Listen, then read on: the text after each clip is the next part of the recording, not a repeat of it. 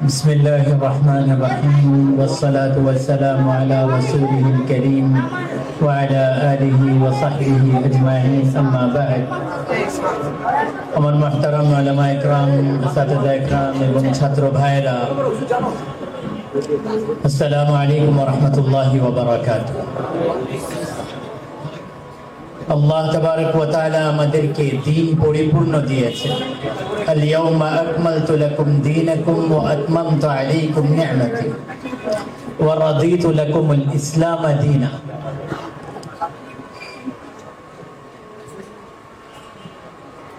এই দ্বীনের ইবতিদা হচ্ছে ইবাদত থেকে, শুরু ইবাদত থেকে।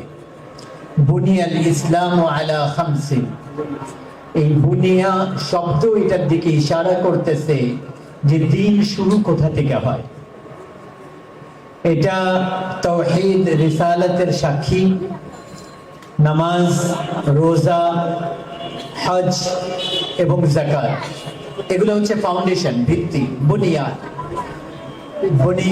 বুনিয়াদ শব্দ বলে দিতেছে যেখান থেকে ফাউন্ডেশন খনন করা হয়। এই বিল্ডিং এর ফাউন্ডেশন আছে যেটা দেখা যায় না। তো এই পাঁচটা জিনিস হচ্ছে ইসলামের বুনিয়াদ। আর আল্লাহর রাসূল পরিপূর্ণ হওয়ার দিকে একটা হাদিস বলছেন যে বুইসতু লিউতাম্মিমা মাকারিমাল আখলাক। আল্লাহর রাসূল বলতেছেন আমি তোমাদের আলী আখলাককে মুকাম্মল করার জন্য, পুরা করার জন্য পাঠানো হয়েছে। তো উতাম্মিমা আর বুনিয়া এই দুইটা শব্দকে জুড়ে এই দিকে ইশারা পাওয়া যায় যে দ্বীন শুরু হয় ইবাদত থেকে আর মুকাম্মল হয় আখলাকের উপর। ভালো ব্যবহার, ভালো চরিত্র, ভালো আখলাক, ইসলামের যে ইন্তেহা শেষ ওটা হচ্ছে ভালো আখলাকের উপর।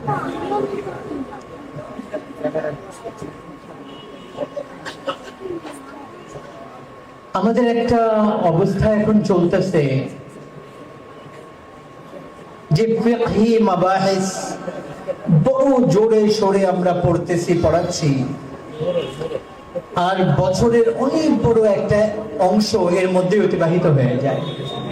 কিন্তু আখলাকের যে আবওয়াব যেগুলা, ওগুলা থেকে এইভাবে অতিবাহিত হয়ে যায় যেরকম মানে দ্রুত গতির কোনো গাড়ি অতিবাহিত করে যাচ্ছে। আখলাকের যে আবওয়াব গুলা, এগুলা না আমরা গুরুত্বের সাথে পড়ি, না গুরুত্বের সাথে পড়াই। মাফ করবেন আমাকে। দেখেন মুজতাহিদ ফি মাসলা যেগুলো আছে আমাদের, এগুলোর উপর জান্নাত জাহান্নামের ফয়সালা হবে না, বরং দুই দিকের পরিকই জান্নাতে যাবে ইনশাআল্লাহ। কিন্তু আখলাকের আবওয়াব ওগুলা যেগুলার কমি কোতাহি আমাদেরকে আল্লাহ হেফাজত করেন, জাহান্নামের দিকে নিয়ে যাবে। আমাদের নবীকে জিজ্ঞাসা করা হয়েছে আইয়ু সাইয়্যাতিন আ'যাম, ইয়া রাসূলুল্লাহ সবচেয়ে বড় গুনাহ কি? তো আমাদের নবী বলেছেন সুউল খুলুক ওয়া শুহুল মুতা'i, যে সবচেয়ে বড় গুনাহ একটা হচ্ছে বদআখলাকি, আর একটা হচ্ছে সব ধরনের কৃপণতা। বলছেন এটা বদতরিন গুনাহ। তারপরে জিজ্ঞাসা করা হলো আইয়ুল হাসানাতি আ'যাম, সবচেয়ে বড় নেকি কি? তো আল্লাহর রাসূল বললেন হুসনুল খুলুক, ভালো আখলাক সবচেয়ে আলা দরজার নেকি। ভালো আখলাক সবচেয়ে উপরে দরজার নেকি। ওয়া তাওয়াজু ওয়া সবর আনিল বালা, নিজেকে ছোট মনে করা, তাওয়াজু, সবর, এবং কেউ খারাপ ব্যবহার করলে সবর করা। একজন জিজ্ঞাসা করলেন ইয়া রাসূলুল্লাহ উরিদু আন ইয়াকমুলা ঈমানি, আমি চাই আমার ঈমান পরিপূর্ণ হয়ে যায়। আল্লাহর রাসূল বললেন হাসিন খুলুকাক ইয়াকমুল ঈমান, তুমি তোমার আখলাককে ঠিক করে নাও, তোমার ঈমান মুকাম্মল হয়ে যাবে, পুরা হয়ে যাবে। তো ঈমানের পরিপূর্ণতার দিকে ইশারা করছে আখলাককে পুরা করা। আমি মাঝে মাঝে এটা বলি, দেখেন দুনিয়া আল্লাহ তাআলা ঘুরিয়েছেন, আপনারাও গিয়েছেন, দেখেছেন এরকম কুরবানি করনে वाला তালিব ইলম দুনিয়াতে কোথাও পাওয়া যায় না। এরকম কুরবানি করনে वाला উলামা পুরো দুনিয়াতে অনেক কম পাওয়া যায়, যে এত অল্প অল্প বেতনের উপর, চাটাইয়ের উপর নিজেদের জীবন অতিবাহিত করে দিচ্ছে। আর মাদ্রাসার ছাত্র তালিব ইলম যারা জওয়ানির বেহতরিন সময় চার দেওয়ালের মধ্যে অতিবাহিত করে থাকে, আর ফারিগ হওয়ার পরে যে মাদ্রাসা যে একটা কাগজের টুকরা যেটাকে সনদ বলি, ওইটা বাইরের দুনিয়াওয়ালাদের সামনে 2 টাকারও দাম নাই। দুনিয়াওয়ালারা তো এটার দাম বুঝে না, তো তার সামনে দুনিয়ার ব্যাপারে কিছুই জানা নেই যে আমি কি করব, কোন দিকে যাব।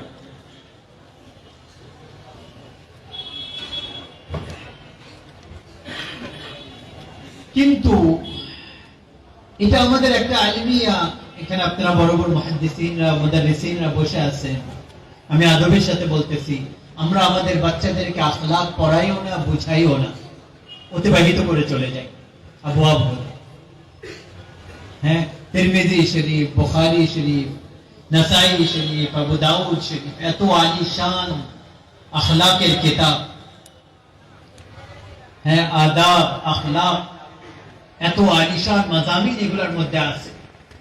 কিন্তু যখন আমরা শুরু করি ইবতিদায়ী 50, 60, 100 পৃষ্ঠা খুবই গুরুত্বের সাথে পড়া হয়, আর তারপরে এত দ্রুত গতির সাথে হাদিসগুলোকে অতিবাহিত করে ফেলি যে আমরা পড়তে থাকি, তারা শুনতে থাকে, অথবা ছাত্ররা পড়তে থাকে, আমরা শুনতে থাকি।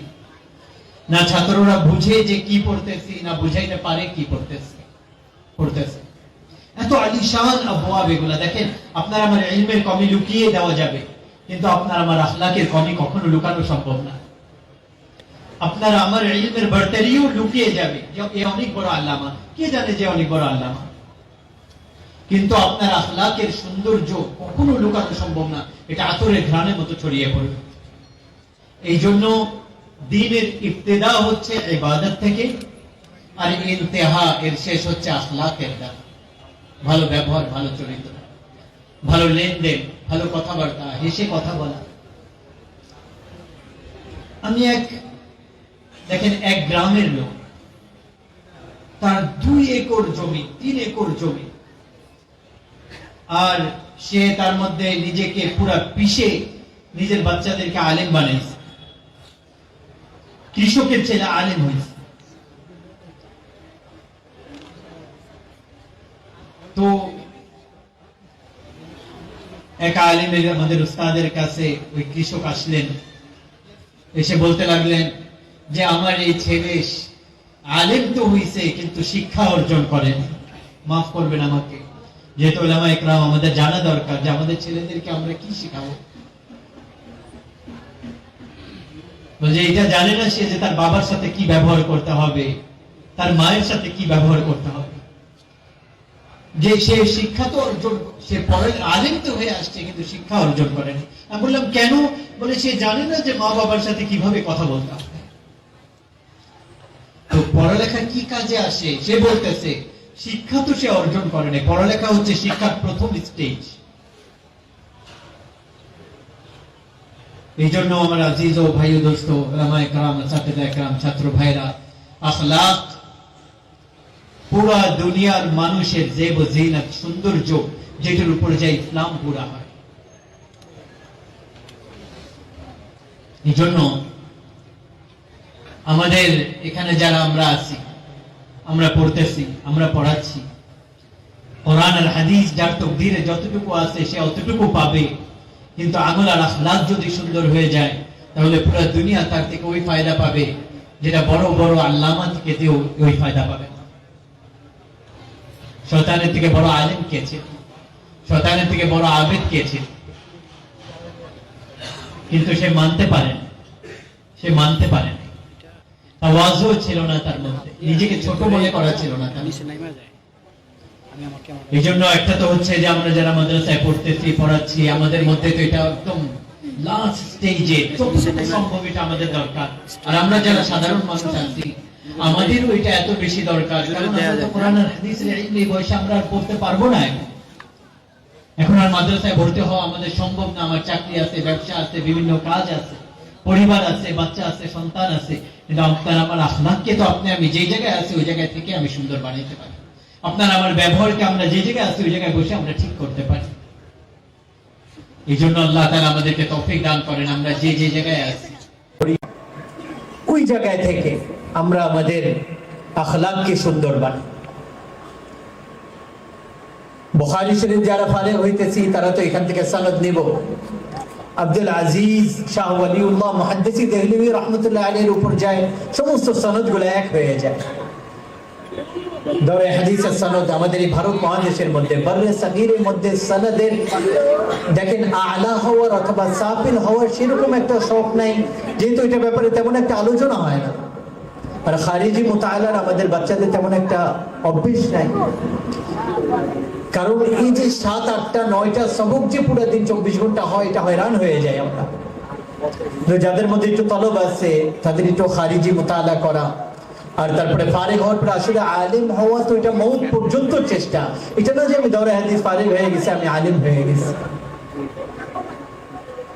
এই জন্য এটা তো ফারিগ হওয়ার পরে ইলমের, আমি বলবো ইলমের প্রথম স্টেজ পার করছি, এখন আরো আগে বাড়তে হবে আপনাকে আমার। এই জন্য একটা তো হচ্ছে যে কোরআন আর হাদিসের ইলমের উপর নিজের জিন্দেগিকে চালানো, আর আরেকটা হচ্ছে যে ইলম আর হাদিস শিখতেছি এটা বাস সানাদান পুরো দুনিয়ার মানুষের কাছে পৌঁছানো। চেষ্টা করবো না ইনশাআল্লাহ।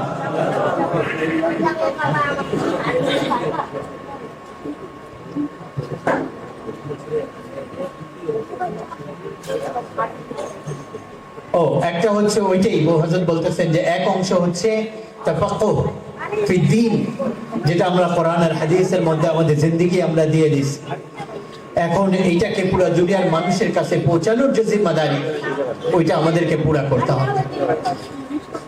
যে আল্লাহ তাআলা কোরআনের মধ্যে ইশারাই করে দিয়েছেন যে মানাফিউ লিন-নাস, এই কোরআন আর হাদিস এটা পুরো দুনিয়ার মানুষের ফায়দার জন্য, শুধু আপনার আমার জন্য না।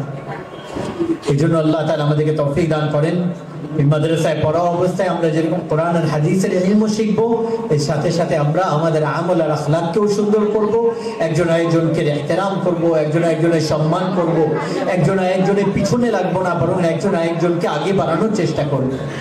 আপোষে কোনো জোর মিলের কমি হয়ে যায়, ওইটাকে আমরা আপোষে শুধরিয়ে নিব, যাতে করে এটা তৃতীয় কোনো ব্যক্তি জানতে না পারে। একজন একজনকে মাফ করা, একজন একজনকে ছাড় দেওয়া, এটা তো আমাদের অনেক বড় একটা অস্ত্র, অনেক বড় একটা মাধ্যম।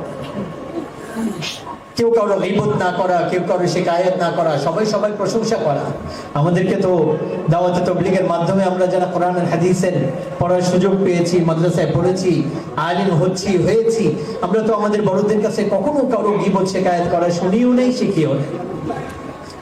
সামনে মানুষের প্রশংসা করব, সামনে মানুষের গীবত শিকায়ত তো দূরের কথা, বরং তার মধ্যে যে গুণগুলো আছে এগুলা তার অবর্তমানে মানুষের সামনে আলোচনা করার দ্বারা আল্লাহ তাআলা তার অন্তরের মধ্যে আপনার আমার মহব্বত ঢেলে দেবে।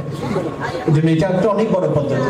যদি কখনো কারো দোষ এখানে বসে আলোচনা করব মিম্বারে বসে, তাহলে তার কাছে যাওয়ার সমস্ত দরজাগুলো আপনার আমার বন্ধ হয়ে যাবে, কারণ সে কোনো না কোনো ভাবে জানবেই যে এই লোক তো আমার অমুক আলোচনা করছিল, তো তার কাছে যাওয়ার দরজা আপনার বন্ধ হয়ে যাবে। আলী আখলাক এটা হচ্ছে সবচেয়ে উত্তম সবক, যেটা উম্মতকে ঈমান আর ইসলামের সাথে জুড়তে পারবে। চেষ্টা করবো না ইনশাআল্লাহ মসজিদগুলোর মধ্যে, বাড়িগুলোর মধ্যে, ঘরগুলোর মধ্যে, মহল্লাগুলোর মধ্যে যে যা বলে চুপ হয়ে যাওয়া, মুখকে সেলাই করে নেওয়া, আর তার প্রশংসা করা, আর তার কাছে ছোট হওয়া দ্বীনের জন্য করবো ইনশাআল্লাহ। আল্লাহ তাআলা আমাদেরকে তৌফিক দান করেন, আমরা এই মাদ্রাসাকে আল্লাহ তাআলা কবুল করেন, এই জায়গায় সমস্ত হাজতকে আল্লাহর খাজানা থেকে আল্লাহ পুরা করেন, এবং এই মাদ্রাসার মুহতামিম হযরত মাওলানা মুফতি শফিউল্লাহ মক্কি সাহেব দামাত বরকাতুহু, উনি আল্লাহ তাআলা ওনার উপর পরীক্ষা আনছেন। আমরা সবাই দোয়া করি আল্লাহ তাআলা ওনাকে এই পরীক্ষা থেকে পরিপূর্ণভাবে উত্তীর্ণ হয়ে আমাদের মধ্যে আবার হাজির হওয়ার তৌফিক দান করেন। দোয়া করবো না ইনশাআল্লাহ। ওয়া আখিরু দাওয়ানা আলহামদুলিল্লাহি রাব্বিল আলামিন।